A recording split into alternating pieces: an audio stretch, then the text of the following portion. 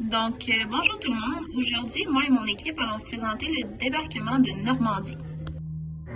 Premièrement, le débarquement de Normandie s'est passé le 6 juin 1944 au matin sur quelques plages en France, en Normandie justement. Il faut savoir qu'à l'époque, les Allemands détenaient beaucoup de territoires français. Joseph Staline a demandé à ses alliés occidentaux d'ouvrir un troisième front en Europe, justement en Normandie, pour faire une ouverture dans le front ouest. Приветствую и поздравляю вас с 24-й годовщиной Великой Октябрьской социалистической революции.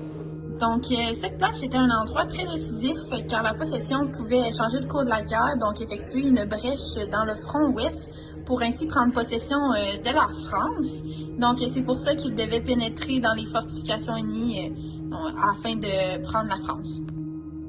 Les objectifs pour le débarquement de Normandie, c'était de prendre possession du territoire français en débarquant les humains et le matériel le plus rapidement possible sur la plage, en repoussant toutes les contre-attaques possibles allemandes. Les différents dirigeants de l'embarquement de Normandie sont Joseph Staline, qui était le chef de l'Union soviétique, puis il dirige l'URSS depuis 1920. Ensuite, il y avait Churchill, le premier ministre du Royaume-Uni, et Roosevelt, qui était le président des États-Unis. Ensuite de ça, le commandement de l'opération, qui était nommé Overlord, est confié au général américain Eisenhower. Le débarquement de Normandie était séparé en deux divisions. La première partie, c'était les Alliés, principalement composés du Canada, du Royaume-Uni et des États-Unis. L'autre partie, c'était les axes de Reich allemand. Le débarquement de Normandie, c'était une guerre qui, on peut dire, commençait sur l'eau. L'armée des Alliés qui débarquait sur la plage avait besoin de navires. Cette armée-là avait des tanks amphibies qui sont aussi appelés les DD. C'est des tanks qui peuvent flotter avec une toile autour. Ensuite, il y avait des péniches de débarquement qui, eux, sont transportés par des bateaux transporteurs de troupes. Donc, les péniches étaient mises à l'eau le plus proche possible de la plage. Il y avait aussi des destroyers et des cuirassés. On peut affirmer que lors du débarquement de Normandie, autant les Alliés avaient beaucoup de navires et avaient établi un plan, que les Allemands, qui sont en fait les Axes, avaient préparé des pièges sur la plage. Les Allemands avaient mis en place sur les plages différents pièges.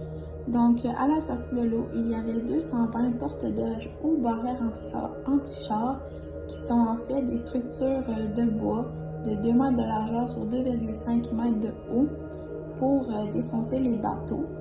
Il y avait aussi 2000 pieux minés, 450 rampes en fond qui sont des troncs inclinés de 6 à 8 mètres, avec des mines et des dents d'acier qui étaient là pour éventrer les tanks et les péniches de débarquement.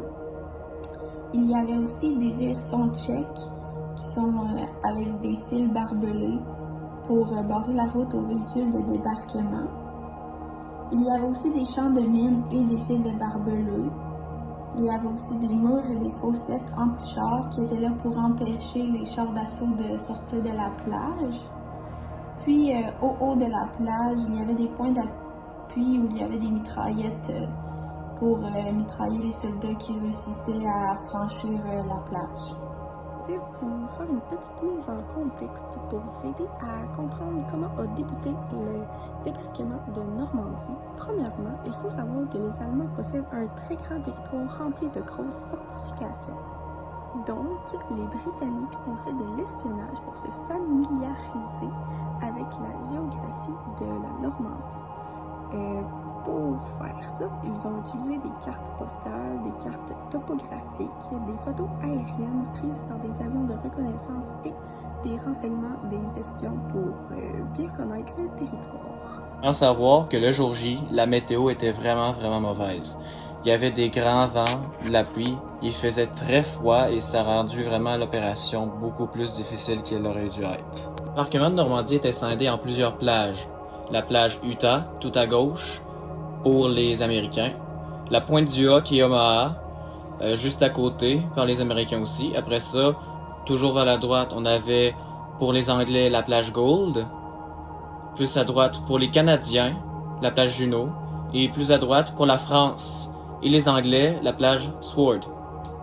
Dû à plusieurs facteurs et une diversion sur un autre front, les Allemands étaient en grande minorité sur les plages, soit 30 000 hommes allemands pour 156 000 hommes alliés. C'est longue et difficile pour les deux camps, mais malgré tous les efforts allemands, à la fin, ça a été une victoire totalement écrasante pour les 156 000 hommes alliés qui étaient présents sur le champ de bataille. Environ 10 500 alliés sont morts, 120 navires alliés endommagés, 59 navires coulés et 27 chars amphibies coulés. Malgré la grande victoire des Alliés, ça a coûté cher de leur bord aussi. L'embarquement de Normandie a aussi provoqué deux autres événements postérieurs, dont la Grande Bataille de Normandie et le débarquement de Provence. La Grande Bataille de Normandie a causé la mort de 13 632 civils, plus ou moins. Ça a eu des grandes répercussions sur la Seconde Guerre mondiale. Ça a été un grand point tournant. On a maintenant une ouverture dans le front. Les fortifications ennemies sur la plage sont maintenant détruites et ça provoque un gros affaiblissement de l'Empire allemand. Le débarquement de Normandie a joué un rôle dans la Seconde Guerre mondiale puisqu'il a fait une ouverture d'un troisième front, ce qui veut dire qu'il a repoussé les forces allemandes. Merci d'avoir écouté notre vidéo. On souhaite vous en avoir appris plus sur le débarquement de Normandie.